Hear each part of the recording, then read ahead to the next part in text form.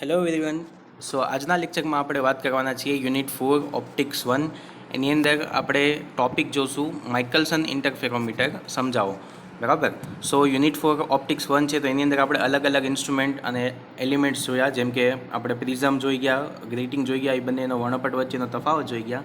હવે જે તમારા સિલેબસની અંદર છે એ ઇન્ટરફેરોમીટર છે. બરાબર. તો બે ટાઈપના ઇન્ટરફેરોમીટર તમારા સિલેબસની અંદર છે. એક છે માઇકલસન ઇન્ટરફેરોમીટર અને સેકન્ડ છે ફેબ્રી પેરોટ ઇન્ટરફેરોમીટર, અથવા તો ફેબ્રી પેરોટ ઇટાલોન પણ કહેવાય છે. બરાબર. તો આજના લેક્ચરમાં આપણે જોવાના છીએ માઇકલસન ઇન્ટરફેરોમીટર સમજાવો. Explain Michelson interferometer with necessary figure and diagrams. બરાબર. સો 14 માર્કમાં પૂછી શકાય એવો ક્વેશ્ચન છે અને આઈએમપી ક્વેશ્ચન પણ છે. બરાબર. સો માઇકલસન ઇન્ટરફેરોમીટર છે એની વાત કરીએ તો ઇન્ટરફેરોમીટર કોને કહેવાય કે જેની અંદર ઇન્ટરફેરન્સની ઘટના બનતી હોય અને એના કારણે તમને જે લાઇટ સોર્સ છે, જે પ્રકાશ ઉદ્ગમ છે, એની તરંગ લંબાઈ તમે ફાઇન્ડ કરી શકો છો અને એ લાઇટ સોર્સ તમારેથી કેટલું દૂર છે એનું અંતર પણ તમે માપી શકો છો. બરાબર. ઇન્ટરફેરન્સ એટલે શું? વ્યતિકરણ. વ્યતિકરણની ઘટના કોને કહેવાય તો કે જ્યારે એક કરતાં વધારે પ્રકાશના કિરણો એકબીજા ઉપર આપાત થાય, સુપર ઇમ્પોઝ થાય, ત્યારે પ્રકાશિત અને અપ્રકાશિત શલાકાઓની ભાત બને છે. બરાબર. લાઇટ ડાર્ક ફ્રિન્જીસ બને છે. એ ઘટનાને ઇન્ટરફેરન્સ કહેવાય. બરાબર. વ્યતિકરણ. તો એ ઘટના ઉપર આખું આ ઇન્સ્ટ્રુમેન્ટ કામ કરે છે, વ્યતિકરણની ઘટના ઉપર. Okay. So let start. First of all એનું જે આખું સ્ટ્રક્ચર છે, કઈ રીતે બનેલું છે, કેવું છે, તમારે ઇન્ટરફેરોમીટર સમજાવવાની અંદર શું સમજાવવાનું છે તો કંઈ એ શેનું બનેલું છે, અંદર કેટલા પાર્ટ્સ છે અને એની કાર્ય પદ્ધતિ કઈ રીતે છે, બસ આટલું સમજાવવાનું છે. ક્લિયર? તો late start. First of all એનું એક સ્કીમેટિક ડાયાગ્રામ છે. બરાબર.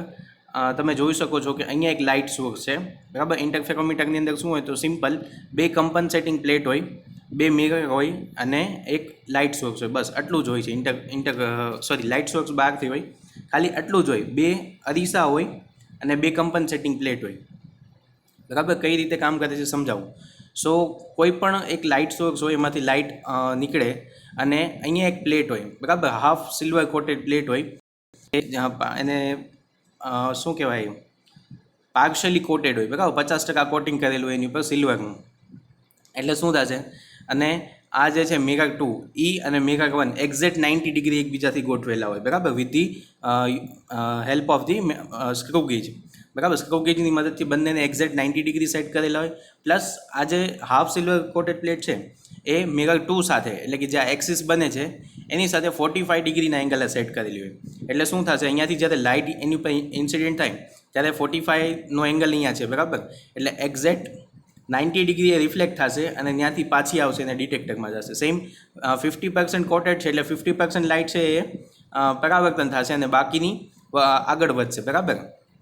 એટલે બાકીની 50% લાઇટ છે અહીંયાથી આગળ જશે, મિરર 2માં ભટકાશે, ત્યાંથી કમ્પનસેટિંગ પ્લેટમાં પાછી આવશે અને ત્યાંથી પાછી ડિટેક્ટરમાં આવશે. તો ડિટેક્ટરમાં બે, બરાબર, એક અહીંયાથી ભટકાઈને આવી હતી અને એક અહીંયાથી ભટકાઈને આવે છે. એટલે બે લાઇટ આવી, મીન્સ કે બે વેવ્સ આવ્યા. બરાબર. તો એ બે કિરણોના કારણે સુપર ઇમ્પોઝિશન થાય. બરાબર. એકબીજા ઉપર સંપાતીકરણ થાય ને એના કારણે વ્યતિકરણની ભાત જોવા મળે છે. જસ્ટ આ ખાલી એક વેવનું એક્ઝામ્પલ આપ્યું. બાકી અહીંયા કેટલા બધા એવા લાઇટ વેવ્સ હોય, લાઇટ રેઝ હોય, બરાબર, કિરણો હોય કે જેની મદદથી આખી આ ઘટના બને છે. બરાબર. ઘણું બધું લાઇટ આવતી હોય. આ જસ્ટ એક વેવથી, એક કિરણથી તમને ખાલી સમજાવવા માટે આપ્યું છે. ઓકે. તો આખું સ્ટ્રક્ચર તમને ખબર પડી ગયું. હવે આપણે સ્ટેપ બાય સ્ટેપ આગળ વધીએ. બરાબર. ઓકે. સો આ જે હતું એનું સ્કીમેટિક ડાયાગ્રામ હતું, કે ડાયાગ્રામ ઉપરથી આ મુજબ હોય. હવે તો આ એનું ઓરિજિનલ ઇન્સ્ટ્રુમેન્ટ છે કે કઈ રીતે હોય. બરાબર. તો અહીંયા એક મિરર છે, અહીંયા એક મિરર છે. બરાબર. અને અહીંયા વચ્ચે બે પ્લેટ હશે, એક જે સિલ્વર કોટેડ હશે અને એક કમ્પનસેટિંગ પ્લેટ હશે કે જેની મદદથી જો વ્યતિકરણ તમને ન મળતું હોય તો તમે સેટિંગ કરી શકો. બીજું આ અરીસા છે ને એની પાછળ માઇક્રોમીટર સ્ક્રૂ ગેજ જેવા સ્ક્રૂ ફિટ કરેલા છે બંને બાજુ. બરાબર. જેથી કરીને તમને ઇન્ટરફેરન્સ ન મળતો હોય, પાથ ડિફરન્સ બરાબર ન થતો હોય. બરાબર. તો એ તમે એડજસ્ટ કરી શકો છો. આ ડિસ્ટન્સ તમે એડજસ્ટ કરી અને ઇન્ટરફેરન્સની વ્યવસ્થિત અને બ્રાઇટ અને ફોકસ તમે મેળવી શકો છો. બરાબર. આ લાઇટ સોર્સ છે. બરાબર. આ એનું કમ્પનસેટિંગ પ્લેટ છે, આ એના બે મિરર છે અને અહીંયા ટેલિસ્કોપ છે. અહીંયા જે તમે જોયું હતું ડિટેક્ટર.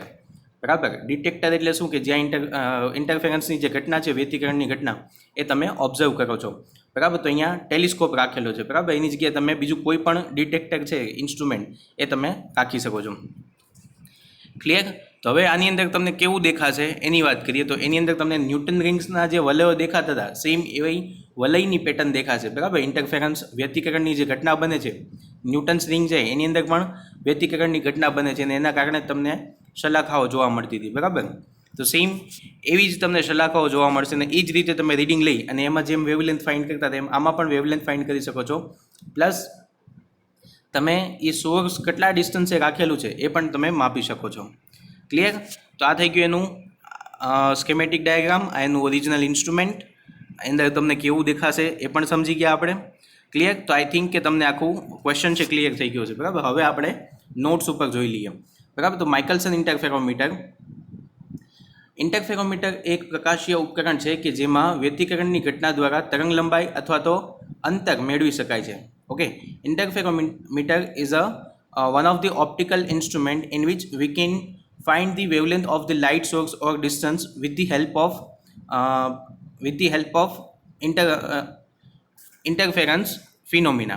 બરાબર. વ્યતિકરણની ઘટનાની મદદથી મળે છે. ઇન્ટરફેરોમીટરનો સિદ્ધાંત, પ્રિન્સિપલ ઓફ ઇન્ટરફેરોમીટર, બરાબર. તો એ તમારે સમજાવવાનું છે. પ્રિન્સિપલ શું છે? તો કે લાઇટ વેવ આવે છે, એનું સ્પ્લિટિંગ થાય છે બે જગ્યાએ કમ્પન્સેટરી પ્લેટમાં, એનું સ્પ્લિટિંગ થાય છે, પછી ત્યાંથી ટેલિસ્કોપમાં બંને જોવા મળે છે અને વ્યતિકરણને કારણે આખી ઘટના બને છે. તો એ એનો પ્રિન્સિપલ થઈ ગયો, બરાબર. ઇન્ટરફેરન્સનો પ્રિન્સિપલ છે.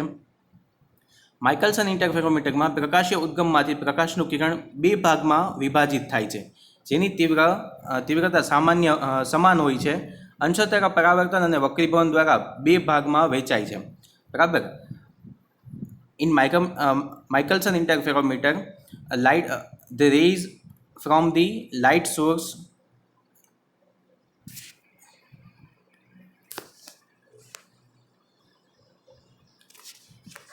is incident on the half silver coated plate and then it is split up into two parts, reflection and refraction, બરાબર. પરાવર્તન થાય અને વક્રીભવનના કારણે આગળ વધે છે કિરણ, બરાબર. અને એના બે ભાગ પડે છે, બરાબર. ત્યારબાદ આ બંને કિરણ એકબીજાને લંબ દિશામાં આગળ વધે છે, બરાબર. These two rays are propagating parallel to each other, બરાબર. perpendicular to each other exact 90 degree and અરીસા દ્વારા પરાવર્તન પામી એક જગ્યાએ ભેગા થાય છે and then they both are reflected from the two mirrors and coincident at the same point at telescope or detector. એક જગ્યાએ ભેગા થાય છે જ્યાં કિરણો ભેગા થાય છે ત્યાં વ્યતિકરણની ઘટના બને છે, બરાબર. where two light rays are superimposed there we can see the interference pattern. આ વ્યતિકરણ પાથ જોવા મળે છે, બરાબર. અને વ્યતિકરણ and we can see the interference pattern from for that particular point, બરાબર. જ્યાં ડિટેક્ટર સાઇટ છે ત્યાં બંને ભેગા થાય છે અને આપણે જોઈ શકીએ છીએ. ઓકે. એની રચના કઈ છે એ તમારે સમજાવવું પડશે ખાસ, બરાબર. તો ફર્સ્ટ ઓફ ઓલ તો ફિગર એક મસ્ત વ્યવસ્થિત દોરવાની, એક પેજમાં સમાય એવી આવી ફિગર દોરવાની. એક લાઇટ સોર્સ છે, અહીંયા એક લેન્સ મૂકેલો છે પેરેલલ લાઇટ આવે એની માટે, બરાબર. અહીંયા એક G1 કમ્પન્સેટરી પ્લેટ છે, એક G2 બીજી પ્લેટ G1 છે એ હાફ સિલ્વર કોટેડ પ્લેટ છે અને G2 છે કમ્પન્સેટરી પ્લેટ છે, બરાબર. અહીંયા મિરર 2 છે, અહીંયા મિરર 1 છે, બરાબર. મિરર 2 ફિક્સ કરેલો છે પાછળથી. મિરર 1 છે એ માઇક્રોમીટર સ્ક્રૂ ગેજ સાથે જોડેલો છે જેથી કરીને એડજસ્ટ કરીને આપણે ફોકસ કરીને ઇન્ટરફેરન્સની પેટર્ન મેળવી શકાય. અને અહીંયા ટેલિસ્કોપ સેટ કરેલો છે એટલે લાઇટ સોર્સમાંથી લાઇટ આવશે, હાફ રિફ્લેક્શન થશે અને હાફનું રિફ્રેક્શન થશે, બરાબર. એટલે કે વક્રીભવન થઈ, કાચનું પ્લેટ હોય એમાંથી વક્રીભવન થઈ અને આગળ વધશે અને ત્યાંથી મિરર 2 પર ભટકાશે. કમ્પન્સેટરી પ્લેટનું કામ શું? તો કે જો એ વેવ આડું હોય અથવા તો તમને ઇન્ટરફેરન્સની ઘટના ન મળતી હોય તો તમે એની મદદથી એને સેટ કરી શકો છો, લાઇટ વેવને, બરાબર. સેટ કરીને તમે મેળવી શકો છો પેટર્ન, બરાબર. એટલે અહીંયાથી ભટકાઈ પાછું આવશે અને અહીંયાથી ટેલિસ્કોપમાં આવશે સેમ, ત્યારે જ આ મિરરમાંથી એક વેવ છે એ પાછું આવશે એટલે બંને અહીંયા ભેગા થશે અને આપણને ટેલિસ્કોપમાં ઇન્ટરફેરન્સની ઘટના દેખાય. તો આ આકૃતિ તમારે એક પેજમાં વ્યવસ્થિત દોરવાની છે, બરાબર. પછી એની આખી રચના સમજાવવાની છે. बराबर। तो एक सामान्य रचना आकृति ए में दर्शावेली है। Here we can see the schematic diagram of the Michelson interferometer in figure, बराबर, जेमा एक किरण विभाजक कंपनसेटिंग प्लेट, एक किरण विभाजक G1 है, कंपनसेटिंग प्लेट G2 है, बे समतल अरीसा है M1 और M2 અને સામાન્ય રીતે G1 અંશતઃ કોટિંગ કરેલી સમતલ સમાંતર ગ્લાસ પ્લેટ છે, બરાબર. Where in this figure we can see there is a one beam splitter plate G1 and another plate G2 is a compensatory plate, बराबर. There are two mirrors M1 and M2 and normally G1 is a half silver coated glass plate, બરાબર. Half silver coated છે glass plate હોય છે. Clear? તો આ થઈ ગયા એનું આકૃતિ અને એના એલિમેન્ટ્સ અંદર કયા કયા છે. હવે વાત કરીએ, એની ફિગર થઈ ગઈ, બરાબર. હવે આગળ એનું ડિસ્ક્રિપ્શન આપીએ દરેક પાર્ટનું, બરાબર. આપણે સો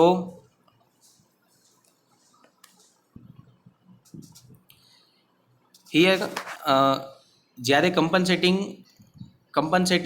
G2 પ્લેટ એ સામાન્ય સમતલ સમાંતર પ્લેટ છે જેની જાડાઈ G1 જેટલી જ હોય છે, બરાબર. Here G2 is a normal compensatory glass plate, its width is similar to the G1 plate, બરાબર. બંનેની જાડાઈ સેમ હોય છે. બંને પ્લેટ G1 અને G2 એકબીજાને સમાંતર અને અરીસા M2 સાથે 45નો ખૂણો બને તે રીતે ગોઠવવામાં આવે છે, બરાબર. Both the plates G1 and G2 are set parallel to each other and makes 45 angle with the mirror M2, બરાબર. are સેટ લાઇક ધેટ, બરાબર. એવી રીતે એને સેટ કરવામાં આવે છે. તમે જોઈ શકો છો કે બંને G1 અને G2 એકબીજાને સમાંતર જ છે અને મિરર M2 છે એની જે એક્સિસ બને છે એની સાથે 45નો એંગલ બનાવતા હોવો જોઈએ, એવી રીતે એને સેટ કરવામાં આવે છે, બરાબર. ઓકે. જ્યારે અરીસા M1નું જોડાણ માઇક્રોમીટર સ્ક્રુગેજ સાથે કરવામાં આવે છે જેથી તેના યોગ્ય રીતે ઉપરની જે સમાંતર હલાવી ચલાવી શકાય છે, બરાબર. Whereas mirror M1 is connected with the micrometer screw gauge to adjust it up and down with the help of that screw, બરાબર. M1 છે એક અહીંયા સ્ક્રૂ તમારે દર્શાવવાનું અને અહીંયા એનું નામકરણ પણ આપવાનું, screw micrometer screw gauge screw છે, બરાબર. એની મદદથી તમે એને એડજસ્ટ કરી શકો છો. ધેન મિરર M1 નું થયેલું સ્ક્રૂ ગેજ પર કરેલા અંકિત સ્કેલ દ્વારા જાણી શકાય છે, બરાબર. The displacement of mirror M1 is can be measured from the scale denoted on the that, અહીંયા એક સ્કેલ તમને દર્શાવેલી હોય, બરાબર. એની ઉપર તમે સ્ક્રૂને ચેન્જ કરી અને એનું ડિસ્પ્લેસમેન્ટ કેટલું થાય છે અને એની ગણતરીમાં પણ એ તમે લઈ અને એ ડિસ્ટન્સને બધું તમે ફાઇન્ડ કરી શકો છો, બરાબર. ઓકે. નાનામાં નાનું અંતર 0.1 માઇક્રોમીટર એટલે કે 1000 એંગસ્ટ્રોમ ક્રમનું માપી શકાય છે. The least count of this Michelson interferometer is 0.1 micrometer 1000 angstrom, બરાબર. એની લિસ્ટ કાઉન્ટ થઈ ગઈ. નાનામાં નાનું જે માપ તમે માપી શકો એને લિસ્ટ કાઉન્ટ કહેવાય. So smallest distance we can measure 0.1 micrometer in Michelson interferometer, બરાબર. અરીસા M1 અને M2 ને એકબીજાની સાપેક્ષે એકદમ ચોક્કસ 90 ડિગ્રીના ખૂણે સ્ક્રૂની મદદથી ગોઠવવામાં આવે છે. Mirror M1 and M2 both are the set at exact 90 degree with each other with respect to each other with the help of screw, બરાબર. આ જે સ્ક્રૂ અહીંયા સેટ કરેલા છે તો બંને એક્ઝેક્ટ 90 ડિગ્રી હશે, M1 અને M2, બરાબર. આ હોરિઝોન્ટલ છે ને આ વર્ટિકલ છે. ક્લિયર? કિરણોના સંપાતીકરણના કારણે ઉત્પન્ન થતી વ્યતિકરણ ભાતનું અવલોકન ટેલિસ્કોપ દ્વારા કરી શકાય છે. Okay. So due to superimposition of wave on each other we can observe the interference pattern in telescope, બરાબર, or with the help of telescope. તો આ થઈ ગઈ એની આખી આકૃતિ, એની રચના અને એક એક પાર્ટ્સનું તમે ડિસ્ક્રિપ્શન આપી દીધું, બરાબર. હવે એની કાર્ય પદ્ધતિ કહીએ, કઈ રીતે કિરણ ક્યાંથી ક્યાં જાય છે અને ક્યાં ભેગું થાય છે અને ક્યાં તમને વ્યતિકરણની ઘટના મળે છે, બરાબર. એની કાર્ય પદ્ધતિ કહી દઈએ. એક રંગી પ્રકાશ ઉદ્ગમમાંથી ઉત્પન્ન થતા પ્રકાશના સમાંતર તરંગો કોલિમેટિંગ લેન્સ L1 દ્વારા કિરણ વિભાજક જીવન પ્લેટ પર આપાત થાય છે, બરાબર. આ monochromatic light source waves coming from the monochromatic light source is incident on the collimating lens, બરાબર. એક collimating lens હોય અહીંયા આપણે જોયું, બરાબર, એની ફિગરમાં, બરાબર. અહીંયા એક લેન્સ રાખ્યો જેથી કરીને જે અહીંયા અસ્તવ્યસ્ત લાઇટ જતી હોય એ બધી સીધી સમાંતર થઈને આની ઉપર પડે, બરાબર. So light waves, light rays coming from the light source is incident on the collimating lens L1 and through that it incident on the G1 half silver coated plate, બરાબર. G1 half silver coated glass plate ઉપર આપાત થાય છે, બરાબર. અને G1 છે એ beam splitter છે, બરાબર. કિરણ વિભાજક જીવન પર આપાત થાય છે, બરાબર. So it is a beam splitter G1 plate.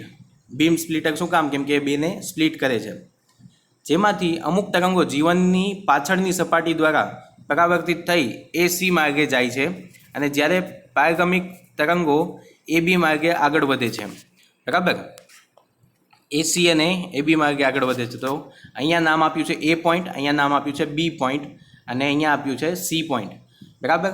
So from G1 plate some of the light is reflected to the path AC and some of the light refracted, એટલે કે એનું વક્રીભવન થઈ travel through the path AB, બરાબર.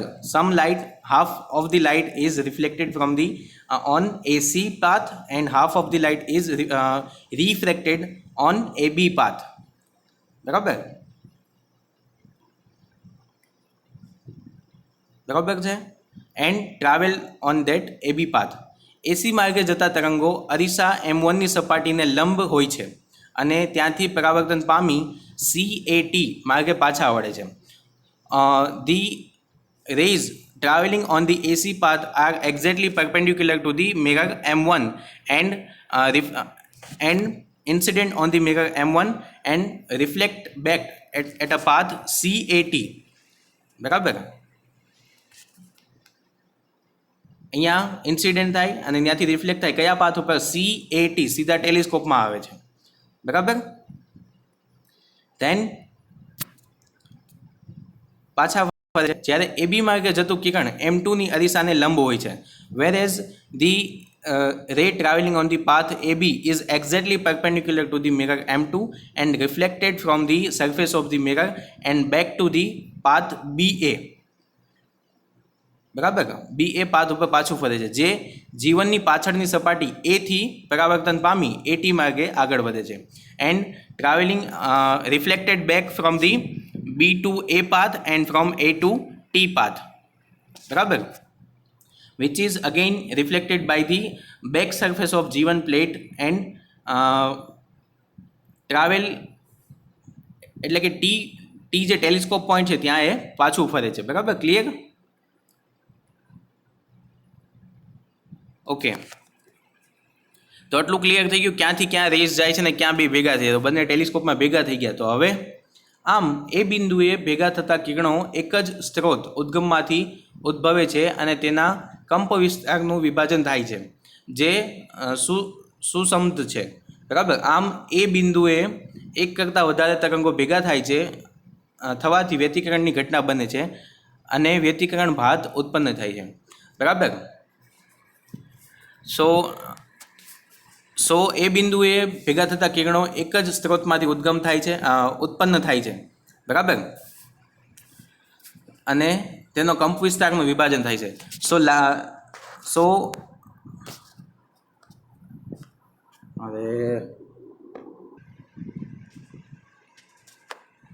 Light rays are coming from the same light source and its amplitude is splitted into two parts, not intensity, બરાબર. એમનો જે amplitude છે એ વિભાજિત થાય છે જે બીમ સ્પ્લિટર પ્લેટ છે ત્યાં, બરાબર. એની ઇન્ટેન્સિટી વિભાજિત થતી નથી, એટલે એની ઇન્ટેન્સિટી સેમ રહેશે. જસ્ટ હાફ વેવ છે એ રિફ્લેક્ટ થશે અને હાફ વેવ છે એ રિફ્રેક્ટ થશે, બરાબર. And both the waves travel through the path AB and BAT and first AC and CAT and combine at one point and we can see the interference pattern, બરાબર. આકૃતિ પરથી કહી શકાય કે ઉદ્ગમ એસમાંથી પ્રકાશનું કિરણ M1 દ્વારા પરાવર્તન પામે છે, ત્યાં સુધીમાં 3 વખત જીવનમાંથી પસાર થાય છે, બરાબર. જ્યારે M2 દ્વારા પરાવર્તિત કિરણ એક જ વખત પસાર થાય છે. આથી પથ તફાવત સમાન બનાવવા અથવા તો કમ્પન્સેટ કરવા માટે G2 પ્લેટ ABના માર્ગમાં રાખવામાં આવે છે, જે જીવનને એકદમ સમાંતર ગોઠવવામાં આવે છે, બરાબર. આકૃતિ પરથી કહી શકાય એટલે એનો મતલબ શું છે કે ભાઈ એનું જે ડિસ્ટન્સ છે, બરાબર, એ પ્લેટથી મિરર M1નું જે ડિસ્ટન્સ છે એની કરતાં M2નું ડિસ્ટન્સ 3 ગણું હોય, બરાબર. કે એક લાઇટ વેવ છે એ અહીંયાથી પાસ થયું અને M2માં જઈ અને પાછો આવે ત્યાં સુધી અહીંયાથી M1 ઉપરથી 3 વખત લાઇટ છે રિફ્લેક્ટ થઈ ગઈ હોય, બરાબર. અને પછી M2 જ્યારે અહીંયા આવે ત્યારે ત્રીજું વેવ હોય એ આની સાથે સુપર ઇમ્પોઝ થાય, બરાબર. સો એને કમ્પન્સેટ કરવા માટે G2 પ્લેટ વચ્ચે રાખવામાં આવે છે અને પથ તફાવત સમાન કરવા માટે G2 પ્લેટને વચ્ચે રાખવામાં આવે છે અને એની મદદથી આખું ઇન્ટરફેરન્સની ઘટના મેળવી શકાય છે, બરાબર. M2નું આભાસી પ્રતિબિંબ M1 ડેશ અને M2 ડેશ દેખાય છે, જે અરીસાઓની ગોઠવણી ઉપર આધાર રાખે છે. If we see from the telescope T, we can see the imaginary reflection of mirror M1 and M2 dash, બરાબર. Arrangement it is depend on the arrangement of the that mirrors M2, બરાબર. બેની arrangement જે ગોઠવણી હોય એની ઉપર આધાર રાખે છે. M2નું પ્રતિબિંબ આગળ કે પાછળ અથવા તો એકદમ મિરર M1 સાથે સંપાત થયેલું હોય છે, બરાબર. M2 ડેશનું પ્રતિબિંબ જે છે ઇમેજનરી જે ઇમેજ M2ની છે એ એક્ઝેક્ટ અરીસા M1 ઉપર કાં તો આગળ કાં પાછળ સેજ હોય કાં તો એકદમ એકબીજા ઉપર સુપર ઇમ્પોઝ થયેલું હોય છે. ક્લિયર?